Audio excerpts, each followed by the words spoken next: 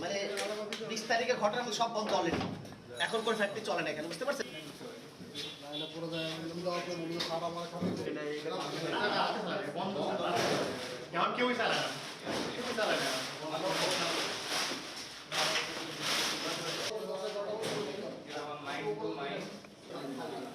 বাজারটা সবাই কিনেন ভাইয়া।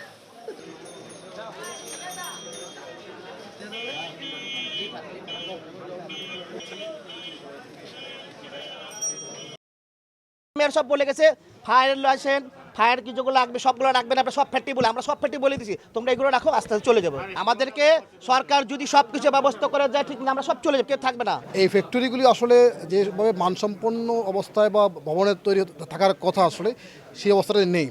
তবে হ্যাঁ, চাইলে আসলে সবগুলো প্রতিষ্ঠান একদিনে সরিয়ে দেওয়া সম্ভব নয়। আমরা বাস্তবতা এবং প্রয়োজনীয়তা দুটো বিশ্লেষণ করেই কিন্তু আসলে আমাদের মতো আমরা কাজ করছি। এখানে বেশ কিছু বাড়ি আমরা আইডেন্টিফাই করেছি যেটি অত্যন্ত রিস্কি, যেটি সম্পর্কে আজকেই আমরা মেয়র এবং রাজক বরাবর রিপোর্ট দেবো, যেগুলো আসলে ইমিডিয়েটলি এখান থেকে অপসারণ করা প্রয়োজন বলে মনে করি একটি বিষয়।